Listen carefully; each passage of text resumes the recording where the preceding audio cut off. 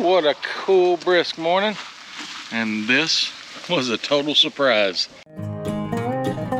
We got a little dusting of snow. So it's gonna be a cool day. Andrew and the kids are gone. Saturday morning, I don't know, 30 degrees. Me and Lane's already got up this morning and put out hay real early before they left. But I've been working on a project back in the pig pen, building another loading ramp. I'm telling you, the one we built up front, it works amazing. But that pen up front's not nearly big enough for all the pigs that we have now. Hey, have we showed you this? We upgraded. A new hay truck, a lot newer model. It's even got a bulk feeder on it. New hay unroller, or new to us. The bed's not all rusted out. This thing's amazing. And it's a diesel. So let's go. So this here is what I've been working on all week. On my afternoons when I get home anyway. Building a feeding pen for the hogs. Here they all come. This way here, we can just pour our feed right over the fence. Don't have to go in there. They were getting a little wild with Andrea sometimes and knocked her down a couple times. So I tried my best to figure out a way to fix this where she don't have to go in there every time. Oh yeah, they're getting big. Oh, they're getting big. As y'all know, I'm not in a lot of the videos, so I don't know exactly what all Andrea talks about, but we bought a bunch of these hogs from a neighbor of ours, so we're hog poor. And they're still coming. Probably a little bit cold this morning. I'm gonna get to feeding them.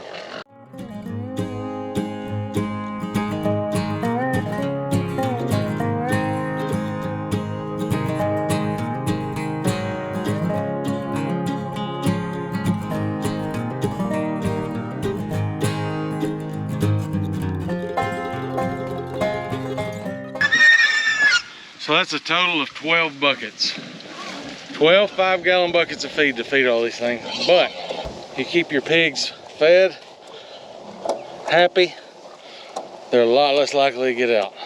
But man, these new pigs can tear up some jack. They have dug some holes.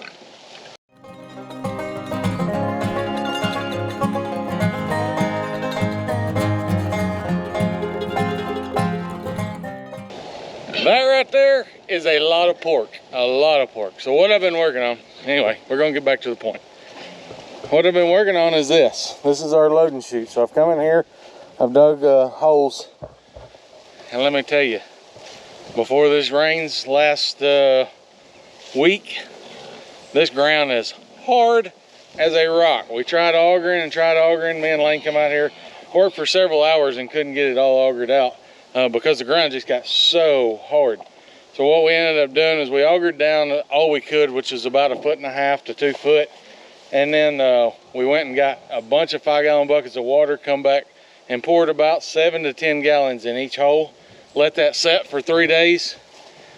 Then me and Emily come back out here. You always want 2 people when you're running an auger. I know that there's been people killed by them. Very dangerous pieces of machinery because you're back there trying to keep the auger straight up and down and also having to put down force on it, press down on the back of it to try to get it more leverage on it to auger better. But anyway, I always come back here with 2 people. Me and her come back here, man, they augered out just beautifully. So I ended up setting 4 poles. No, they're not even. I use my eyeball to level, but they're gonna serve the purpose. So what we're doing is I put hog panels on both sides. I've still got to come right up here. Yeah, I need to cut this off. I forgot my bolt cutters this morning. I'm gonna cut this off, build me a wall, and then pour a bunch of dirt in here. Because in the past, before I built my other ramp at the other pig pen, I'd always used a wooden ramp. It works, but it does not work great. So if you build them a dirt ramp, something that they're used to, and they're not scared of dirt, they'll walk right up it, and then the dirt's gonna be built up to the height of the trailer. Walk right in. Should be easy. But something else I've done. We put in this gate, I can swing this gate from here over to that pole. Now I can trap them all in there while they're feeding. I'll have to put up me a hog panel from that post to that post. No problem, that's something just temporary, easy. Then get this all boxed in so they can't run back out into the main pasture or woods. Swing this gate all the way around to the feeders, push them up here, how many ever we're wanting, put them in here, and we can kind of separate them out and them not get out, run back. It's just trying to make life easier. If you've ever tried to load pigs, I'm here to tell you they can be cantankerous. So I'm going to get busy. What I am doing now is I have accumulated. I love accumulating, hoarding, whatever you want to call it. Repurposing, that's the great word for it. There's a bunch of old telephone poles that they're actually, I've been corrected, they're not telephone poles, they're power poles. Telephone company just uses them. Anyway, sidetrack. I'm gonna sit in here and I'm gonna sawmill these down, but I do not have a sawmill per se. Not like you would think is a sawmill, but I do have this. This little contraption right here. This is a poor man's sawmill. And yes, I consider myself a poor man because I spend way too much money. I just keep investing it back into the farm. So I don't use a sawmill enough to actually, I guess, warrant buying one. So I bought this years ago. I've used it a few times. I don't use it a whole lot because it is very labor intensive. I actually went and bought a stronger chainsaw, and you need to get a ripping blade for your chainsaw. It makes a total difference. But it's been several years since I've done this, so I gotta get everything set back up. I'm gonna get it set up, and once I get it set up, I'll come back to the camera and show you exactly what I did. All right, let me clarify. I don't want to offend anybody. I know I'm not a poor person. I have got a lot of equity and whatever you call it, things that I've bought. I know that, but I don't have just a lot of cash laying around right now, so no offense, kind of terminology I use. Anyway, on this little sawmill here, it's got measurements so you can tell how big of a board that you're wanting to cut, and it goes all the way up to 13 inches, so you could adjust this, and it measures from here down to your chain. Another thing, as I said a while ago, this is a ripping blade, and you can tell by the pitch that is cut into this. You can just request a ripping blade, but they're pretty straight across, not perfectly straight 90, but they're not angled like this one. You can see that line on there and on there. That's the angle of the cut that they put to sharpen the blades. Those are what you normally use just to cut wood and things like that. But this right here definitely chews in the wood a lot faster. I don't really recommend buying one of them to just sit there and cut your firewood and all that. They will grab a halt and jump. So always using a chainsaw, be very cautious. They can and have been known to get into your leg, so just be very, very careful. I've operated a chainsaw a lot, so I know what I'm doing. So what I've done on this, I went through the power pole and made sure I pulled all of the nails and everything out of it. After I've made sure all the nails and everything are out of it, I've found just a scrap board laying around. I don't want to use that per se out here on this. I'm repurposing these. All I'm wanting to do right now is take this right here and cut it in half. But to cut it in half properly, you need a flat surface on top. So I laid a 2x6 up there, screwed it down in 3 places, and I'll be able to keep a flat plane going all the way across there. And then when I'm done, I'll just unscrew that and then have my 2 half pieces to build my wall. So I'm gonna get started.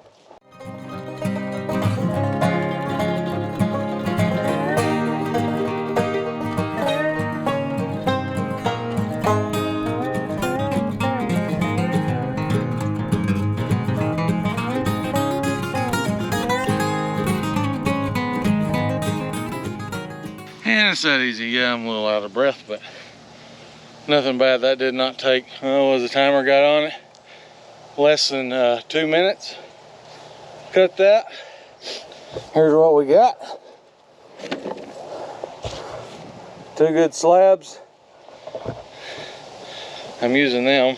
Big reason, because they've been treated so well before they was put in the ground for fire pole, and they won't rot near as fast. So I'm gonna take them screws out of that, and then this will be ready to put up.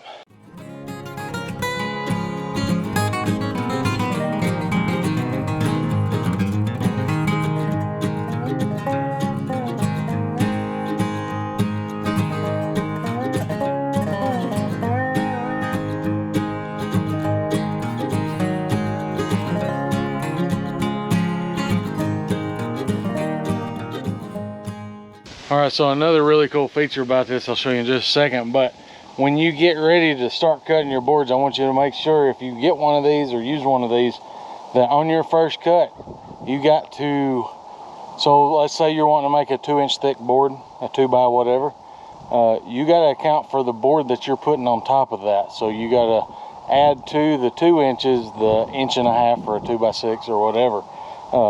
You want to use something flat. I've used a ladder before, different things, just as long as you can get it flat. So one of the cool features about using something like this is I had, you know, a 2 by 6 by 12 foot long board laying around. Well, I need to cut something at least 16 foot long, because those are 16 foot panels, and that's how far I spaced out my my corner post. So all I did is I went back and I found another board. So now I've got 2 of them down there, and this whole pole now is like 19 foot long, 20 foot long, something like that.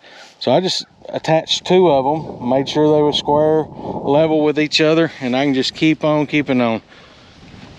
This out here by far does not have to be perfect. I'm not taking levels and string lines and all that, but if you're wanting to work on something like a main beam for a building, like we've used it for our building up at the house where the water buffalo is, we put a big beam across there. We cut down a pine tree and just made a, I don't know, it's probably 2.5 to 3 inches thick beam to hold all the rafters up. This thing is very handy. It just takes elbow grease. So I'm gonna get busy. I'm gonna get this thing. I've got it set and adjusted. I'm gonna go ahead and cut my first one, and then after I cut my first one, I'll have to adjust it again to take out that 1.5 inches for the 2 by.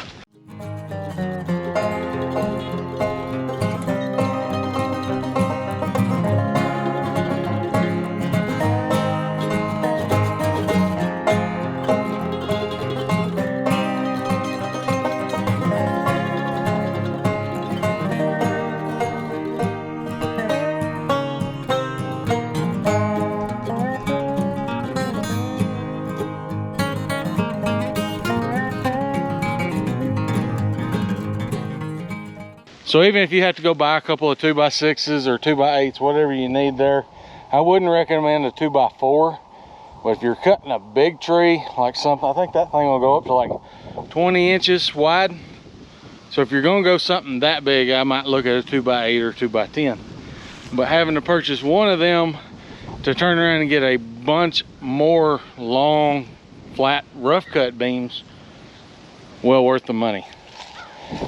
Like I said, there's other ideas out there, or other things out there that you can use. I've used a ladder. You just got to drill through it and put your screws through there. Always make sure, son behind me, always make sure that you're adjusting your cut, that you're not going to get into your screw. I think I was right there, I was using 2 or 2.25 inch screws, and anything that I was going to cut was going to be thick, because you minus your 1.5 inches for your 2 by, and then whatever's going into your board. You always want to think ahead and don't want to run a blade or dull a blade going into something like that. Like when I was looking over this right here, this other one, I was going to cut it, but I found this, that right there, that would, give me that leaf, that right there would definitely run something. That's pretty thick. So just look your wood over and make sure you're not gonna tear something up. All right, I'm gonna get busy. Looks like I'm about out of space on this card. I'll run to the house here after a while and change it out, but I'm gonna put some of these up. I'm sure you don't want to sit there and watch me just cut board after board. I'll be back. Had to come out of that jacket. That warmed me up.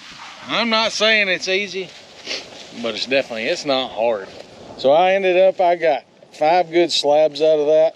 That bottom one, I might can cut it one more time, but the problem is doing it here on the ground, the end of down there is getting thin and the saw is starting to hit. On the last one, I actually set that board up and put it in between 2 gaps. Sat there and sawed it on top of that. That gave me a little height off the ground, but now I'm fixing to put them over here. I'm gonna be putting them from post to post.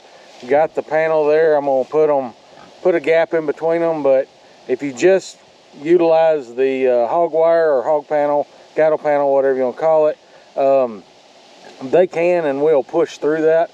So we're just going to beef it up and make this whole thing where when it comes time to start loading out, we don't have any issues with them getting out or hard time loading them. I know after using that one at the house, it's not near this big, but I know after using it, this works amazing. So what I did, if I've got the first one cut to length, the extra leftover off of it, I'm going to put at the bottom here. That will help keep the dirt in. So I'm going to stack this one on top of that one. This one ain't going all the way over, but that's fine. You'll see it after I'm through with it, what I'm talking about. But then over there, I've got just a temporary board to hold it up.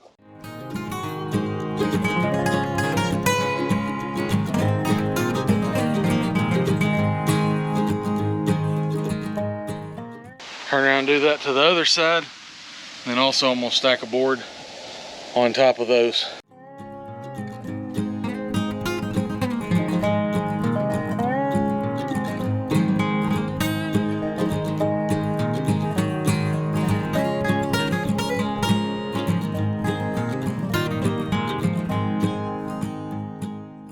All right, that's all done. Looks good. Bring in some dirt. I'm gonna fill it quite a ways in there. My plan is to be able to back the trailer up over this and back it in here a little way, so I want the ground level back there too. And then I'll swing both of my doors, one there and the other one there, up against those and be able to push them right in there. That's the plan anyway. A lot of people have, several people have asked why don't we raise old spots. And number one reason, I guess there's 2 main reasons. I love their meat, spectacular meat. I've heard the Berkshires are really good too, so we've got some of them, but well, that right there is what I don't like about most other pigs. They root and root and root. And I'm afraid they're gonna get the old spots started in it. But they dig holes like none other. I'm not gonna say the old spots don't root at all, but they don't root nowhere near, nothing compares to all these other varieties. So we've got a few different varieties of pigs. There's quite a few Berkshires in here. Man, they're looking really good. Hampshire, Yorkshire, of course the old spots. That one right there is a large black. Not quite sure if it's full large black, but you can see by its ears, it's floppy ears. It may have just a little of something else in it, I don't know. We bought that one. That one over there looks like it's a mixture, of course, but it looks like it's got some, I can't tell if red wattle or Tamworth in it, but you can still see the black spots in it. So it's a mixed breed.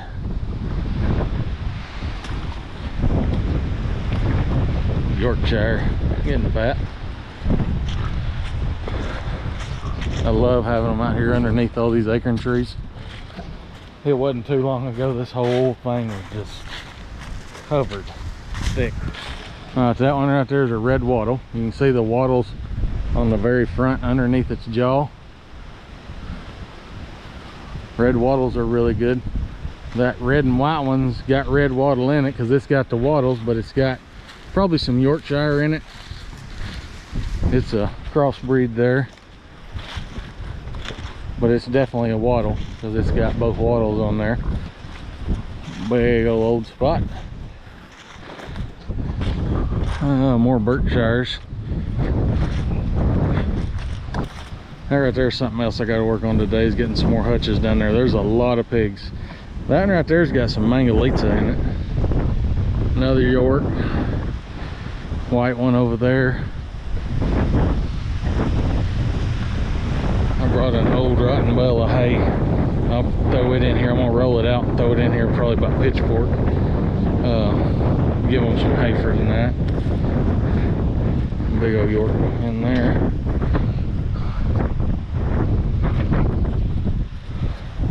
That one I'm not sure. It's a crossbreed too. You can see the red and the white in it.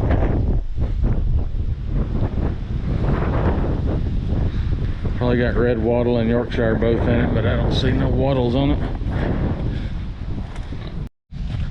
It almost looks, the red and white one, it almost looks like it may have Hereford, but I figure it's red wattle. You can see that Yorkshire, it's got wattles on it. So this, we bought them from a breeder, and I figured they've crossbred maybe Yorkshire and red wattle. Oh, Hampshire. Little piggy. What? You wanted some loving? Berkshire. The Berkshire and the Hampshire look similar, but the Hamps are going to be belted like that. But somebody was telling me about crossbreeding the old spots with the Berkshire. Makes phenomenal meat.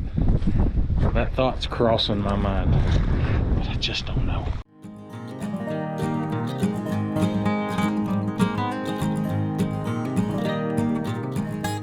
So I'm gonna go back down to the house, or go back up to the house right up there.